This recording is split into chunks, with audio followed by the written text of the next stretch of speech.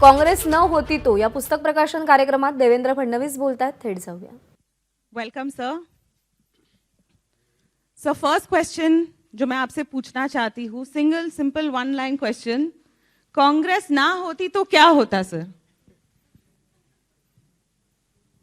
सबसे पहले तो मैं आपको बधाई देना चाहता हूं कि आपने एक बहुत अच्छी और रिसर्च किताब लिखी, कांग्रेस ना होती तो क्या होता, और ये किताब आज बेस्ट सेलर हुई है.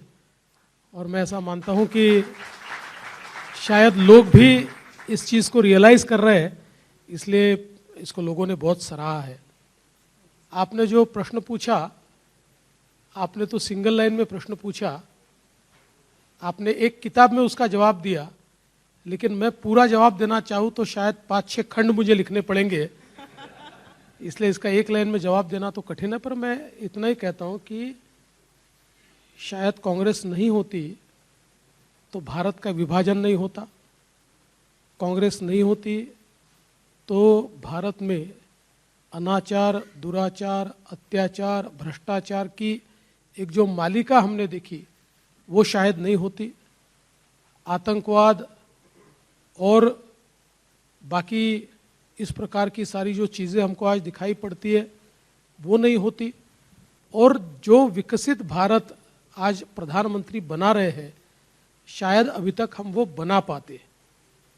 आज जिस प्रकार से हमारी सांस्कृतिक आइडेंटिटी को हमें रीडिफाइन करना पड़ रहा है, जिस प्रकार से उसको हम लोगों को वापस खोजना पड़ रहा है, शायद उस आइडेंटिटी को अभी तक हम लोग एस्टैब्लिश कर चुके होते.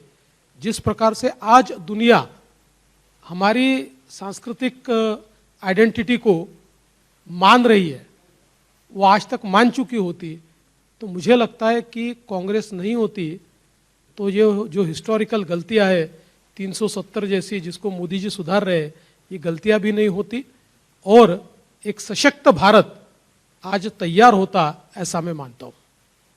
Thank you sir. Thank you sir. अब आते हैं महाराष्ट्र पे.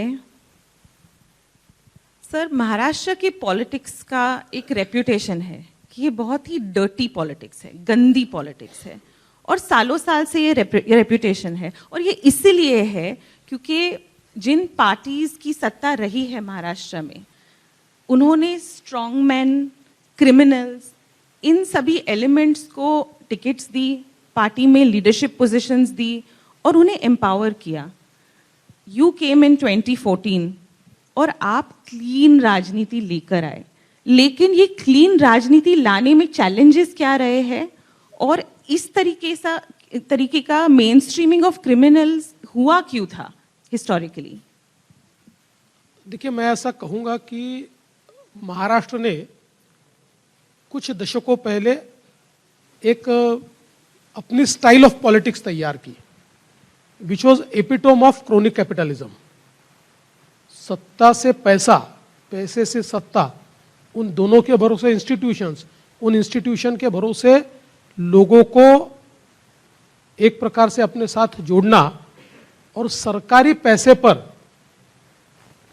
अपने बड़े साम्राज्य को तैयार करना, इस प्रकार की एक परिस्थिति महाराष्ट्र में कई वर्षों तक हमने देखी. और आप अगर महाराष्ट्र की राजनीति को महाराष्ट्र बनने के बाद पहले 30, 40, 50 साल तक देखेंगे तो आपके ध्यान में आएगा कि कुल मिलाकर ये राजनीति 50 घरानों के इर्द गिर्द घूमी है. Only 50 families. मैं ऐसा नहीं कहता कि इन्होंने कुछ नहीं किया, इन फैमिलीज में भी कई फैमिलीज ऐसी थी कि जिनको बहुत बड़ा सोशल आउटलुक था, पर ऐसी भी थी कि जिन्होंने इस राजनीति को केवल अपने फैमिली तक सीमित रखा और अपने साम्राज्य तक सीमित रखा. सरकार के पैसे का इस्तेमाल करते हुए इस प्रकार से अपना साम्राज्य फैलाना कि आम आदमी ये अपने ऊपर डिपेंडेंट हो जाए, वो कभी इंडिपेंडेंट हो ही नहीं पाए, और फिर उसको प्ले करना, और फिर इसमें से तैयार हुआ एक एक ऐसा माहौल कि जिस माहौल में फिर इनको कंट्रोल करने के लिए क्रिमिनल्स की आवश्यकता पड़ने लगी, इनको कंट्रोल करने के लिए गुंस की आवश्यकता पड़ने लगी, इनको कंट्रोल करने वाले बाहुबलियों की आवश्यकता पड़ने लगी। तो फिर बाहुबलियों का भी प्रवेश एक प्रकार से हमारी राजनीति में हुआ। और हमने एक ऐसा दौर भी देखा है महाराष्ट्र की राजनीति में कि जब महाराष्ट्र की राजनीति को मुख्यमंत्री कंट्रोल करते थे या अंडरवर्ल्ड कंट्रोल करता था, इस प्रकार का सवाल उठाना पड़े, ऐसे भी महाराष्ट्र की राजनीति हमने देखी है। लेकिन मुझे इस बात की खुशी है कि प्रधानमंत्री मोदी जी ने 2014 के बाद महाराष्ट्र की राजनीति का और देश की राजनीति का पूरा मुख मोड़ दिया है। एक प्रकार से ये जो सारी व्यवस्था खड़ी थी, इस व्यवस्था को तहस नहस करने का काम, जो एक क्षेत्रीय क्षत्रप तैयार हुए थे कि जो अपने यहां किसी को एंट्री नहीं देते थे, इनको डिमोलिश करने का काम, ये देश की और महाराष्ट्र की राजनीति में शुरू हुआ। और मैं ये कह सकता हूं कि हम लोग इसको कर पाए क्योंकि मोदी जी की बहुत स्ट्रांग लीडरशिप हमारे पीछे थी और हमने ये दिखाया कि आप बिना बाहुबलियों के राजनीति कर सकते, आप ये जो सत्ता से पैसा और पैसा से सत्ता और इनके भरोसे राजनीति को इंस्टीट्यूशनलाइज करना, इस प्रकार का जो क्रॉनिक कैपिटलिज्म है, उससे परे भी राजनीति कर सकते। और ये जितने बड़े बड़े स्ट्रांग लोग थे, इनको बिल्कुल सामान्य लोग भी पराजित कर सकते हैं। ये भी हमने पिछले 10 सालों में एस्टैब्लिश करके दिखाया है। मैं ये नहीं कहता कि हम 100% सक्सेसफुल हुए, पर मैं जरूर कहूँगा उस राह पर हम बहुत तेजी से चले हैं। कई मंजिलें हमने पाई है, अभी कुछ मंजिलें और पाएंगे। स्वच्छता अभियान और चलेगा प्राइम मिनिस्टर सर का, तो स्वच्छता अभियान तो अभी चलने ही वाला है क्योंकि हमको बहुत स्वच्छता करनी अभी बाकी है। Yes sir. So my next question, Maharashtra की राजनीति में एक ये भी है कि बहुत सारी पॉलिटिकल पार्टीज है और ये पॉलिटिकल पार्टीज कांग्रेस की या तो डायरेक्ट ऑफशूट्स है या फिर अगर आइडियोलॉजिकली भी अगर डिफरेंट है, उन्होंने कांग्रेस के ऑर्गेनाइजेशनल स्ट्रक्चर से इन्फ्लुएंस होके अपनी पार्टी के स्ट्रक्चर्स बनाए हैं। अब इसमें क्या हुआ है, परिवारवाद बहुत स्प्रेड हो गया है। Now that is another thing कि आपने आकर प्राइम मिनिस्टर सर ने आकर वो परिवारवाद को मिटाने की काफ़ी एफर्ट्स लिए हैं, सीरियस एफर्ट्स लिए हैं। और yesterday the home minister Amit Shah ji also said कि आज जो पार्टियां टूटी है वो परिवारवाद की वजह से टूटी है, ना कि हमने तोड़ी है। So what is your opinion, how difficult is it to break this loop of dynasty politics? मुझे ऐसा लगता है कि अगर हम महाराष्ट्र की बात करें या देश की भी बात करें तो ये बिल्कुल सही बात है कि एक ऑर्डर तैयार होती है। देखिए, जब वर्ल्ड ऑर्डर ये अमेरिका डिटरमिन करता है तो जो इथोस अमेरिका तैयार करता है वर्ल्ड उसको स्वीकारता है। जो वर्ल्ड ऑर्डर होती है उसके अपने मूल्य होते हैं, उन मूल्यों पर आधारित अलग अलग प्रकार के लोग तैयार होते हैं। इसी प्रकार के एक पॉलिटिकल ऑर्डर इस देश में कांग्रेस ने तैयार की और फिर उस पॉलिटिकल ऑर्डर को प्रमाण मानते हुए हमारे देश में कई पार्टियां तैयार हुई जो ये मानते थे कि कांग्रेस स्टाइल ऑफ पॉलिटिक्स यही सही है, परिवारवाद यही सही है, पैसे के भरोसे पॉलिटिक्स यही सही है। और अलग अलग पार्टियां जो बनी, भले उनकी आइडियोलॉजी अलग थी, पर उनके लिए प्रमाण पॉलिटिक्स जिसको हम कह सकते हैं वो कांग्रेस ही था। भारतीय जनता पार्टी एकमात्र ऐसी पार्टी थी कि जिसने हर तरीके से कांग्रेस की आइडियोलॉजी को नकारा और एक अपनी ऑर्डर तैयार की। और आज हम देख सकते हैं कि धीरे धीरे ये जो सारी पार्टियां अब तैयार हो रही है, चेंज हो रही है, बदल रही है, दे आर नाउ फॉलोइंग ये जो बीजेपी ने ऑर्डर तैयार किया हुआ है, इस ऑर्डर को फॉलो करना शुरू कर रही है। और जहाँ तक परिवारवाद की बात है तो मैं पहले ही कह देना चाहता हूँ कि परिवारवाद का अर्थ क्या है। किसी पॉलिटिशियन का बेटा या बेटी राजनीति में नहीं आए ऐसा इसका मतलब नहीं है। पॉलिटिशियन के बेटे बेटियां नाते पोते आए, लेकिन अपने बलबूते पर आए, उसको हक समझ कर ना आए। और चाहे कोई भी डिजर्विंग हो, डिजर्विंग लोगों को दूर रख के जिस समय केवल अपने परिवार के ऊपर कंसंट्रेट किया जाता है तो उसको परिवारवादी राजनीति कहा जाता है, जो कांग्रेस में हुआ। कांग्रेस की पतन का कारण क्या था? तो कांग्रेस में ये मान्यता थी कि नेहरू जी के घराने का व्यक्ति ही कांग्रेस को लीड कर सकता है, और आज भी वही स्थिति है। आज देखिए, खरगे जी भले ही कांग्रेस के अध्यक्ष हो, खरगे जी कोई निर्णय कर सकते हैं? कोई मानता है कि खरगे जी निर्णय ले सकते हैं? नहीं मानता है।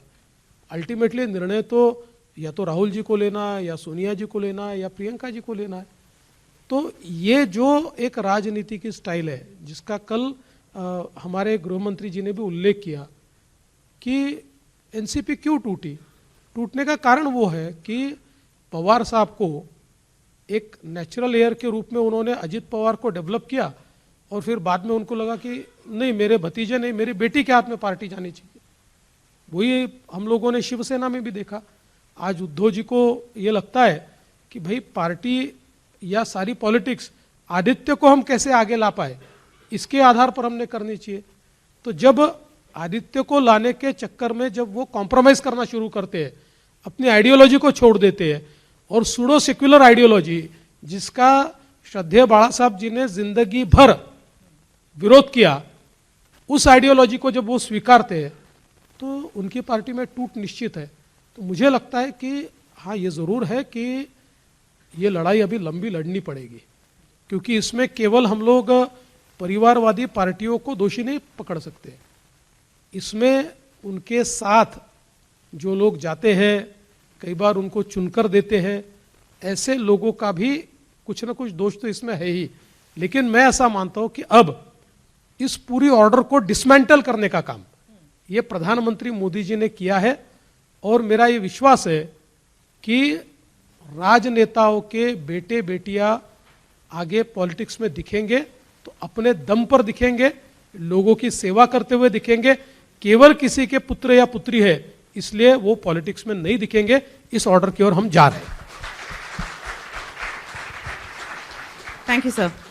So my next question, 2 lines Maharashtra में बहुत फेमस है, मी पुन्हा येईन एंड अकेला देवेंद्र क्या करेगा।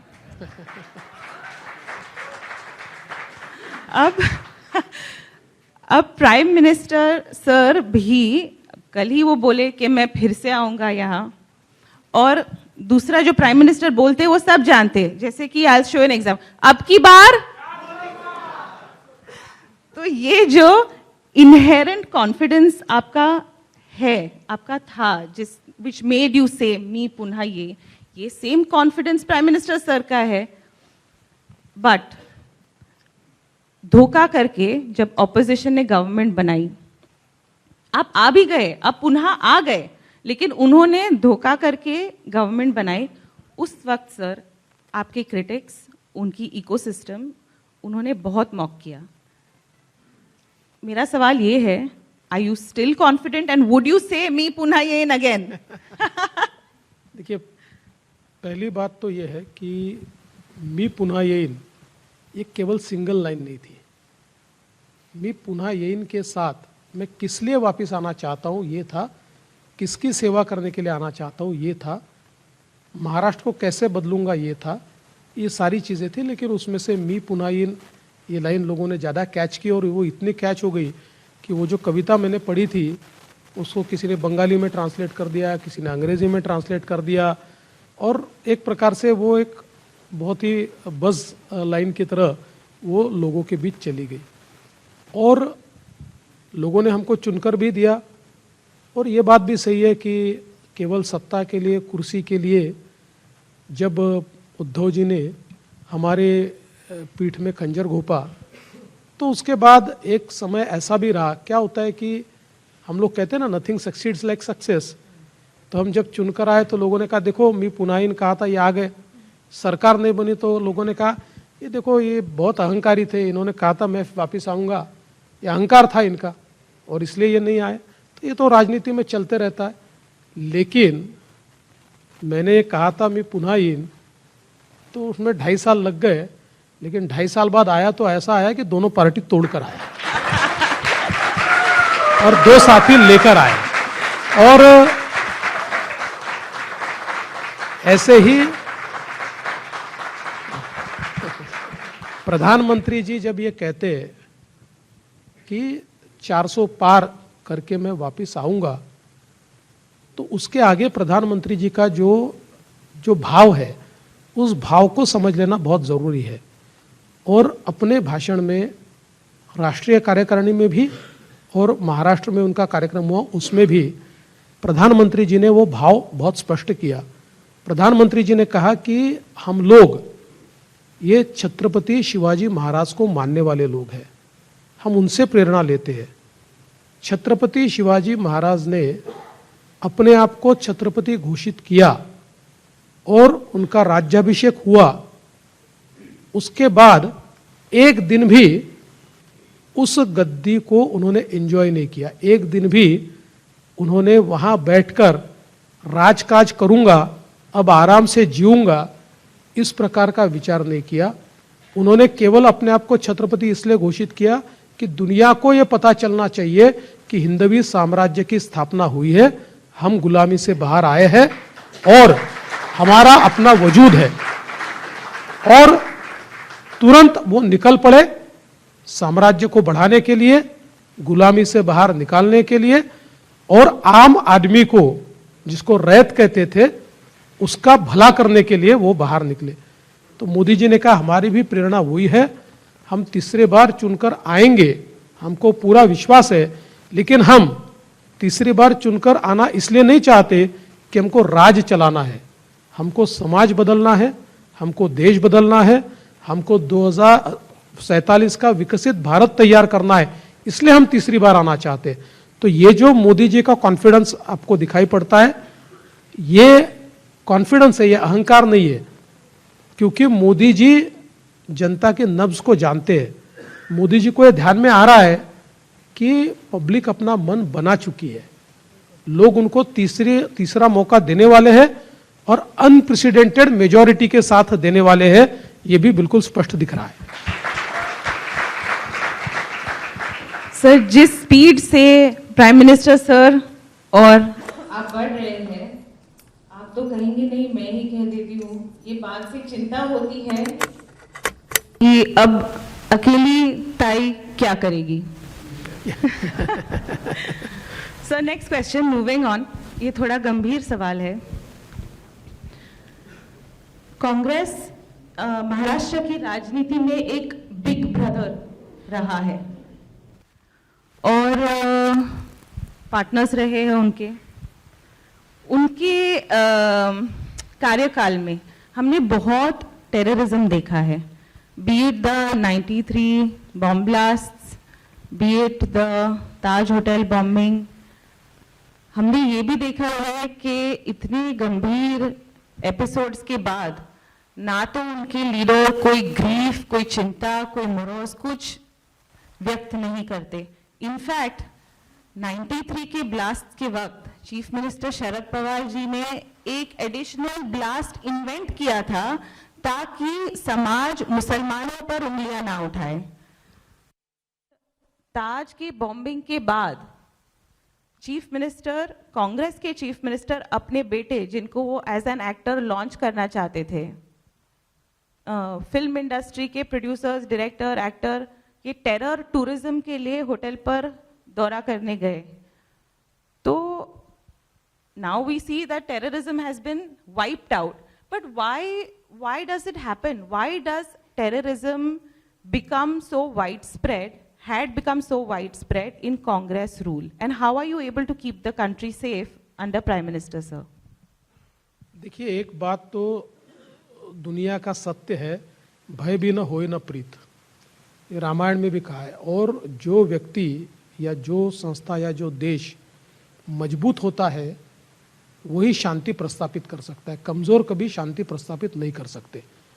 और भारत ने एक ऐसा दौर देखा है कि जब हमारा पड़ोसी देश हमारे देश में क्रॉस बॉर्डर टेररिज्म करता था, आतंकियों को भेजता था, हमारे देश में अलग अलग प्रकार से बम विस्फोट करवाता था, लोगों को मारता था, और हमारी सरकार क्या कहती थी?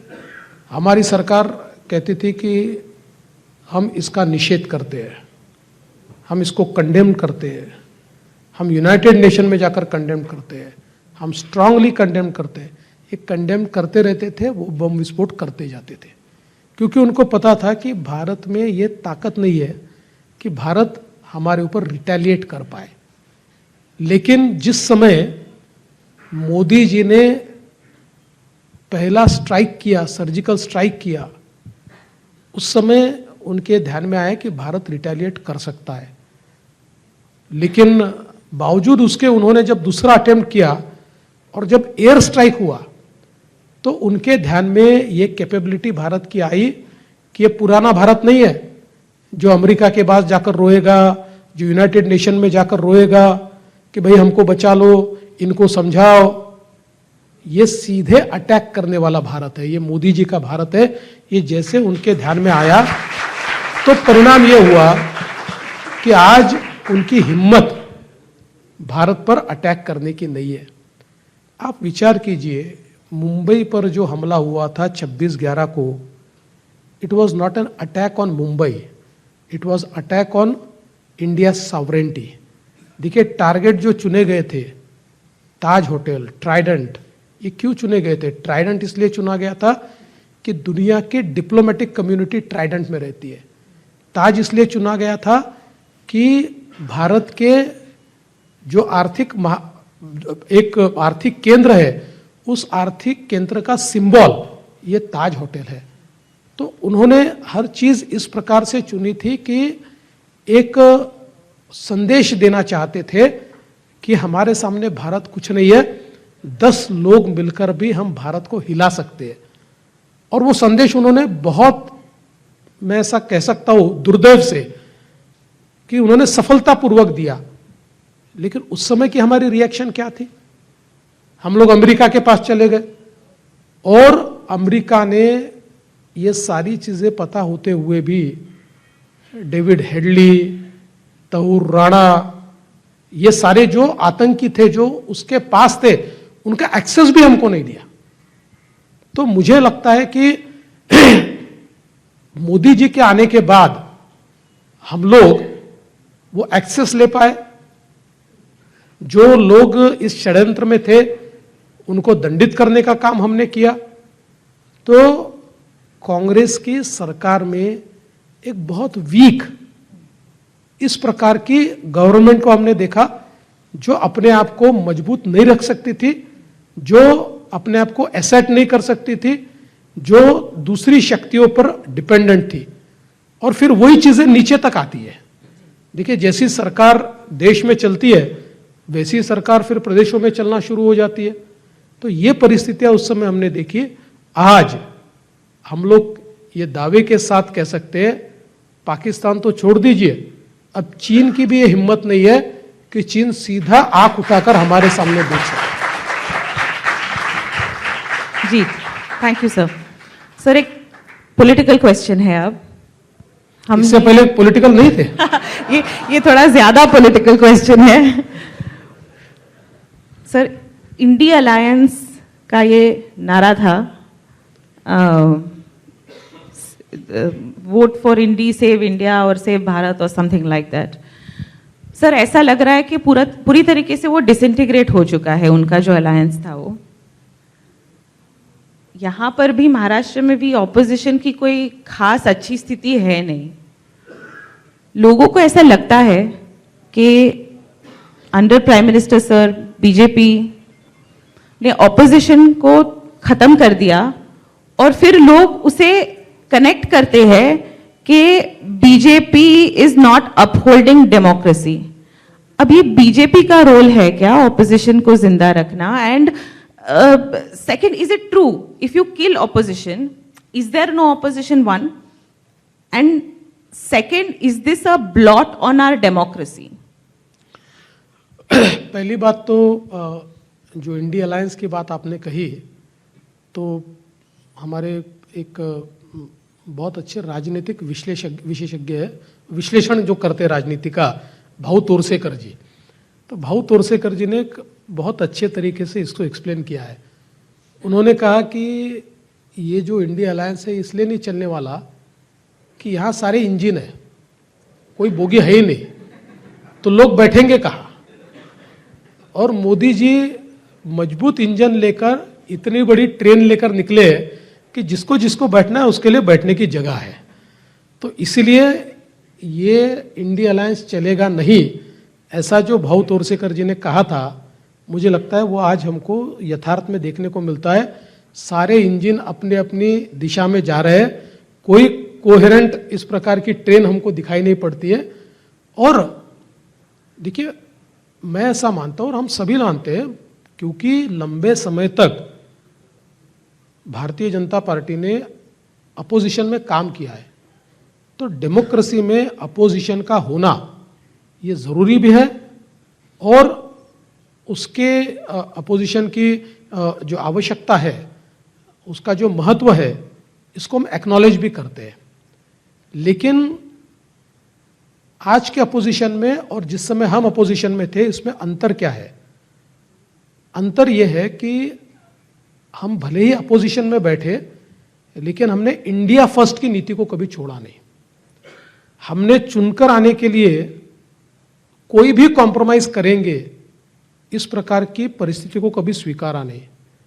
हमने एक प्रकार से जिसको अराजकता कहते हैं, ऐसे अराजकता का माहौल तैयार करके हम सरकार को नीचे लाए, इस प्रकार की व्यवस्था हमने कभी कायम नहीं की। आज मुझे तो इस बात का दुख है कि कांग्रेस जैसी पार्टी ये अपोजिशन में जाने के बाद जिस प्रकार से डिसइंटीग्रेट हो रही है, उसके कारण जो वैक्यूम तैयार हो रहा है, उस वैक्यूम को ऐसे लोग भर रहे हैं कि जिनके लिए देश कोई मायने नहीं रखता है।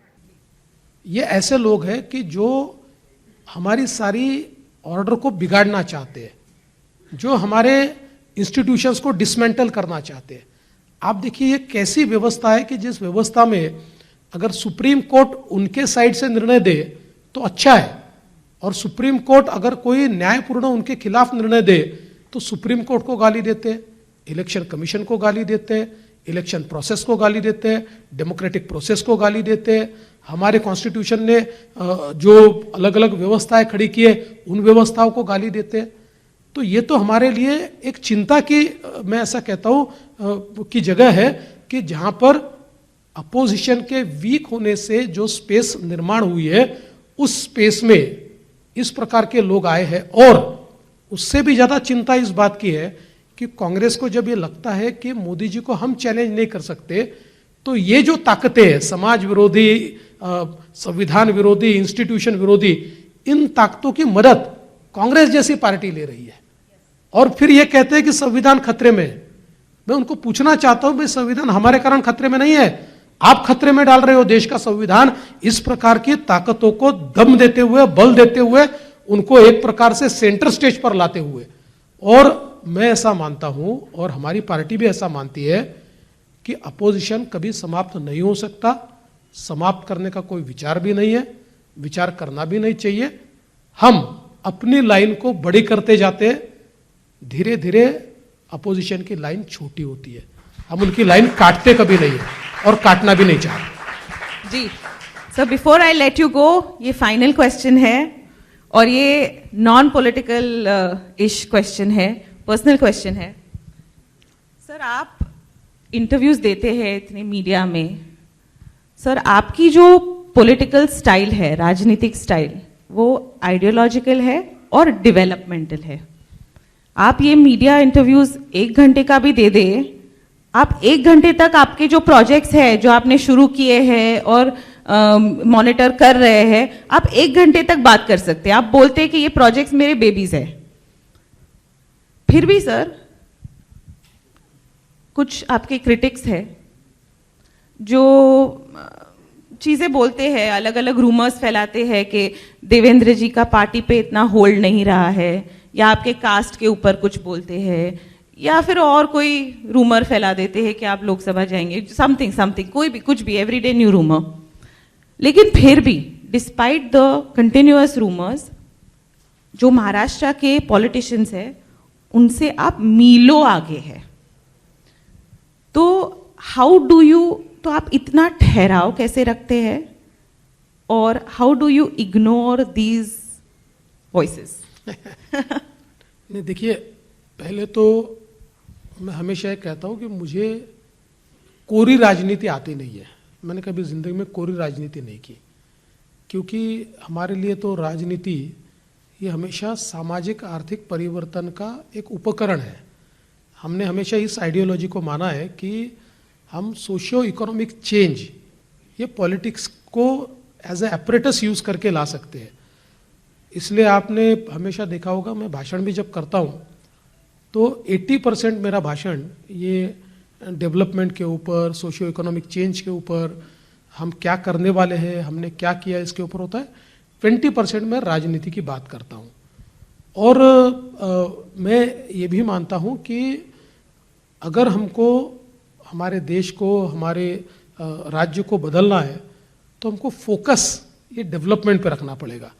राजनीति तो होती रहती है, सवाल जवाब होते हैं, आरोप प्रत्यारोप होते हैं, वो एक पार्ट है।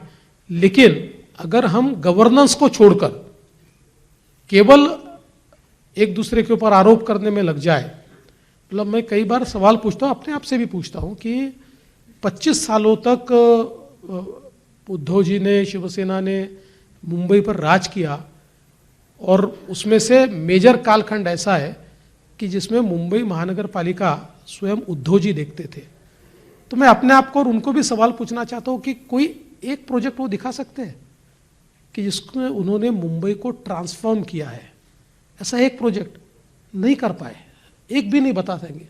वो जो बातें कहते हैं वो तो मैं हमेशा कहता हूँ कि ये बातों में तो इसके लिए कोई नो ब्रेनर बातें हैं। जो बातें आज मुंबई में उनके कार्यकाल में हुई है, मतलब हमारे प्रमोद जी हमेशा ये कहते थे कि जब लड़का बड़ा होता है, 17 साल का होता है, तो उसको मूछें आती है, उसके लिए माँ बाप ने का कोई उसमें कर्तृत्व नहीं है, वो तो नेचुरली आती है। ऐसा एक नेचुरल डेवलपमेंट को अगर हम छोड़ दें तो मुंबई में उद्धव जी ने कोई ट्रांसफॉर्मेशन किया है, ऐसी एक चीज़ भी वो नहीं बता सकेंगे। जबकि केवल 5 साल में मुख्यमंत्री था और भारतीय जनता पार्टी की सरकार थी, तो मैं ऐसी कई चीज़ें आपको दिखा सकता हूँ। आप देख रहे हैं, ट्रांस हार्बर लिंक आपने देखी है, अभी कोस्टल रोड आपने देखा है, न्यू मुंबई का एयरपोर्ट हो रहा है, मुंबई में जो STPs है वो आप देख रहे हैं, धारावी का ट्रांसफॉर्मेशन अभी जो होने, ऐसे मैं सैकड़ों चीज़ें गिना सकता हूँ। तो मुझे लगता है कि हमारा फोकस यही है। और जिस समय मैं राजनीति में आया तो उस समय एक मंत्र मुझे मिला, और वो मंत्र है पेशेंस इज अ वर्च्यू। राजनीति में पेशेंस होना, इससे बड़ा गुण हो ही नहीं सकता। और मैंने प्रधानमंत्री जी से यह सीखा। प्रधानमंत्री जी जो कहते हैं कि मैं गाली प्रूफ हूं। देखिए, 2002 से 2013 तक, चाहे वो मीडिया रहे, चाहे वो अपोजिशन रहे, सुबह से लेकर शाम तक उस समय के मुख्यमंत्री नरेंद्र मोदी जी को गालियां देते थे। और ऐसी ऐसी गालियां दी है, ऐसे ऐसे शब्द उनके लिए इस्तेमाल हुए कि जिसका हम वर्णन भी नहीं कर सकते। लेकिन उनका पेशेंस देखिए कि ये 11 साल पलटकर एक जवाब भी उन्होंने नहीं दिया, एक जवाब भी। और ये सारी चर्चा को उन्होंने अपने डेवलपमेंट के एटीट्यूड से समाप्त कर दिया। उन्होंने मेनस्ट्रीम मीडिया का उपयोग किए बिना पूरे देश में ये इमेज तैयार करके दिखाई कि भारत को जिस नेतृत्व की आवश्यकता है वो नेतृत्व गुजरात के मुख्यमंत्री में दिखता है, और उसको भारत में लाना चाहिए, ये उन्होंने करके दिखाया। तो मुझे लगता है कि ये जो पेशेंस उनमें है, शायद उतना मुझ में नहीं होगा, लेकिन मैंने भी जीवन में यही सीखा है। और इसलिए हमले होते हैं, लोग पत्थर फेंकते हैं, लोग गालियां देते हैं। कई बार ऐसा भी मैंने देखा है कि अपने भी गालियां देते हैं, लेकिन ये सारी चीज़ें वक्त के साथ समाप्त हो जाती है। इसलिए हम लोगों ने बहुत पेशेंस रखने की आवश्यकता है, वो मैं रखता हूँ। हालांकि अल्टीमेटली कोई हम लोग ऋषि मुनियों की श्रेणी में तो नहीं है, कोई वैराग्य तो हमने लिया नहीं है। कभी कभी you have to give back, मतलब हम लोग कभी कभी वापस देना पड़ता है, तो दे भी देते हैं। पर ओवरऑल मेरा जो स्वभाव है ये बहुत पेशेंट स्वभाव है। और देखिए, एक और मंत्र राजनीति का है। कभी कभी राजनीति में आपको जवाब देना भी पड़ता है, लेकिन जवाब देने का मौका कौन सा है ये आपको समझना चाहिए। Timing is everything. गलत मौके पर जवाब देंगे तो आपका जवाब सुना नहीं जाएगा। जब अपना मौका हो तो जवाब दे दो, दुनिया सुनेगी। Thank you sir, thank you for your time, thank you very much. Thank you so much. या मुलाखतीमध्ये देवेंद्र फडणवीसांनी राज्यातल्या आणि देशातल्या विरोधकांवर निशाणा साधलाय. एबीपी माझा, उघडा डोळे बघा नीट.